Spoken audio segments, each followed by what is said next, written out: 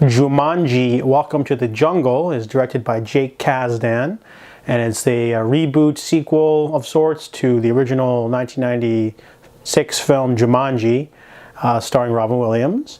And this time they actually go throughout enormous lengths to make this in a direct sequel, though. It's not just an updated version. The actual board game of Jumanji transforms into a video game to keep up with the times. And so we enter our protagonist. There's Spencer, the nerd, who gets caught writing a paper for a jock ex-friend of his named Fridge, so they get detention. And meanwhile, there's also Martha, who mouths off to a gym teacher, also gets the detention. And self-absorbed Bethany takes a call in the middle of a quiz. So these four archetypes, kind of like a Breakfast Club kind of group, get sent to remove the staples from magazines in this old computer room. And they find this old board game with 4 controllers.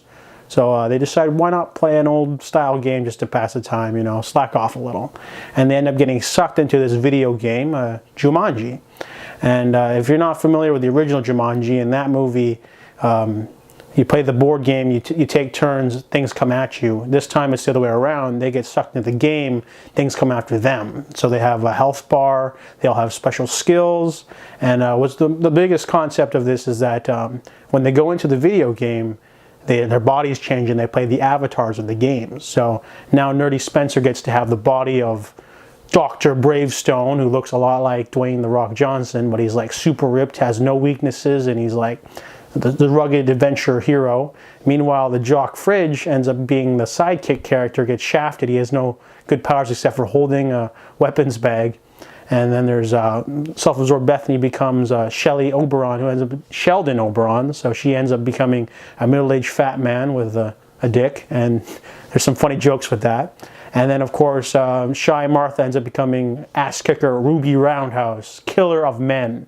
So the 4 of them have to go on this jungle adventure. And honestly, I really enjoyed this film. I didn't think it would be that great. I heard some average things, you know, it just seemed like a cash-in, but it's actually like a really well-done sequel that plays homage to the original while doing its own thing.